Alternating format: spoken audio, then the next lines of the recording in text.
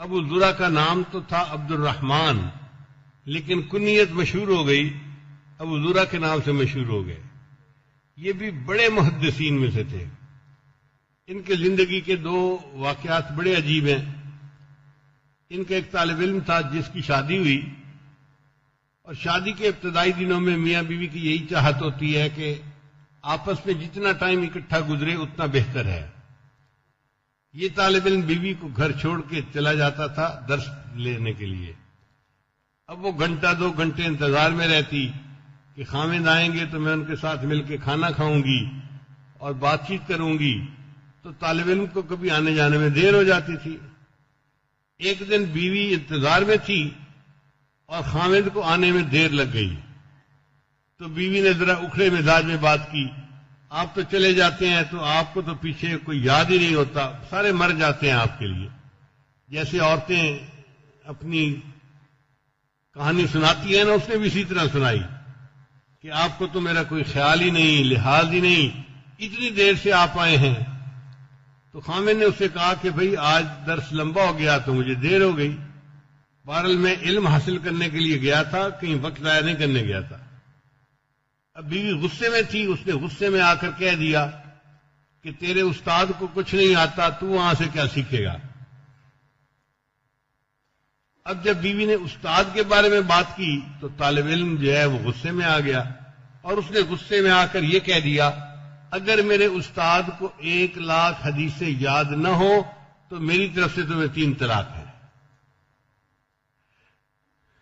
خیر رات گزر گئی، صبح کے وقت میاں بیوی دونوں کے دماغ ٹھنڈے ہوئے۔ اب بیوی بھی شرمندہ کہ میں اپنے خاوند کو جو مرضی کہہ لیتی، اس کے استاد کو مجھے کچھ نہیں کہنا چاہیے تھا، اور خاوند بھی شرمندہ کہ اگر اس نے بیوقوفی کر ہی لی تھی تو کم از کم مجھے تو طلاق نہیں کہنی چاہیے تھی۔ بیوی نے خاوند سے پوچھا کہ بتائیں جی مجھے طلاق ہوئی یا نہیں ہوئی، تو خاوند نے کہا کہ چونکہ میری طلاق مشروط تھی، کنڈیشنل تھی، اگر استاد کو 1,00,000 حدیثیں یاد نہ ہو تو تجھے طلاق۔ تو اب اس کا جواب تو میرے استاد ہی دے سکتے ہیں، میں پوچھ کے آتا ہوں۔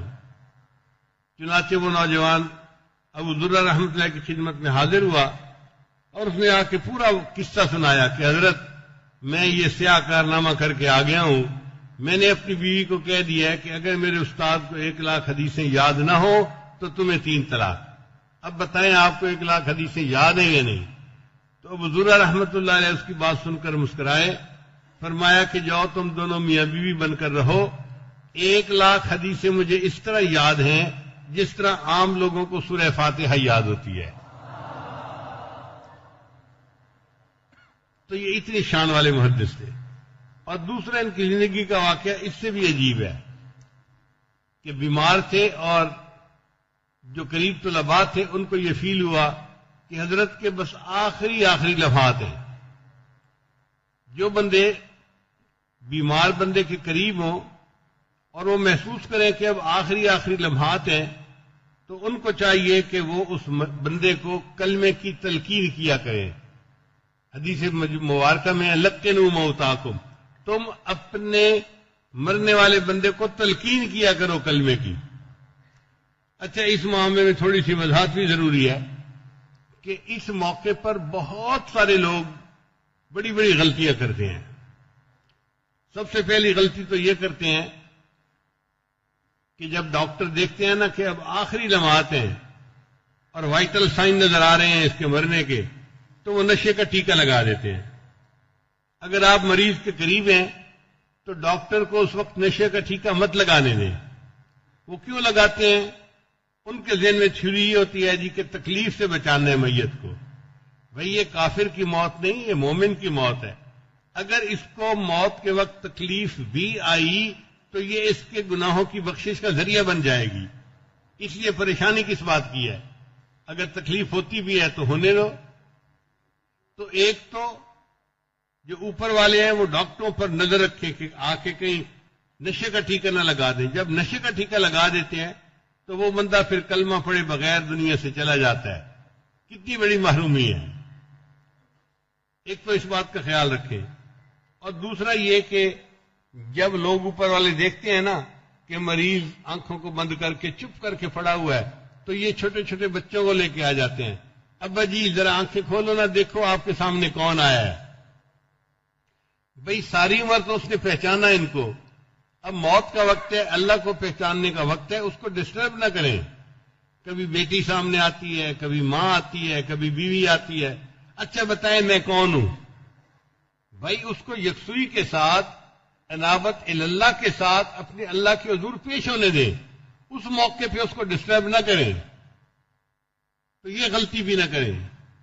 ایسے موقع پہ اگر آپ محسوس کریں کہ یہ بندہ یکسوئی کے ساتھ چپ کر کے پڑا ہے، تو بس اللہ سے دعا مانگیں کہ اللہ ایمان کی سلامتی کے ساتھ یہ اس دنیا سے چلے جائیں، اور اس وقت ان کو یہ نہ کہیں کہ یہ پہچانو کون ہے اور یہ پہچانو کون ہے۔ کلمے کی تلقین کیسے کرنی چاہیے؟ بعض لوگ زبان سے کہہ دیتے ہیں اس بندے کو، ابا جی کلمہ پڑھو نا، بھائی جان کلمہ پڑھ لو، امی کلمہ پڑھ لو، ایسے نہیں کہنا چاہیے۔ معلوم نہیں وہ کس حال میں ہے، اگر اس نے جواب میں سر ہلا دیا انکار میں تو پھر کیا بنے گا؟ شریعت کتنی خوبصورت ہے، شریعت نے کہا کہ تلقین یہ ہے کہ آپ خود اونچا کلمہ پڑھیں، جب آپ پڑھیں گے تو اس بندے کو یاد آ جائے گا کہ مجھے کلمہ پڑھنا ہے، اس کو تلقین کہتے ہیں۔ تو جو قریب لوگ ہیں وہ خود اونچی آواز سے کلمہ پڑھیں تاکہ اس آواز کو سن کر اس بندے کو یاد آ جائے کہ مجھے بھی کلمہ پڑھنا تھا، اس کو تلقین کہتے ہیں۔ اب تو طلباء چاہتے تھے کہ حضرت کے سامنے کلمہ پڑھیں، مگر اس میں ادب مانے تھا۔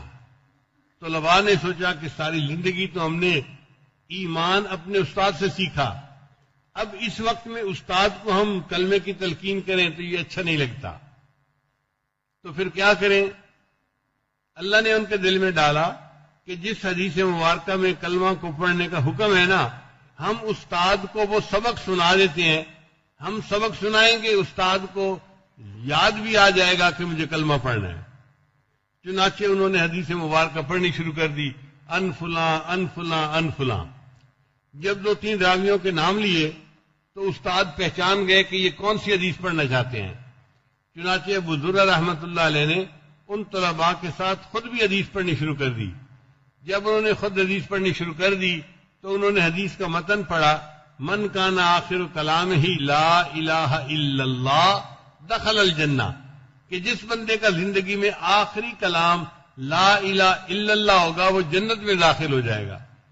تو کتابوں میں لکھا ہے کہ جب انہوں نے پڑھا نا من کان آخر کلامہ لا الہ الا اللہ، اتنا پڑھنے کے بعد ان کی روح پرواز کر گئی اور وہ پریکٹیکلی جنت کے اندر داخل ہو گئے۔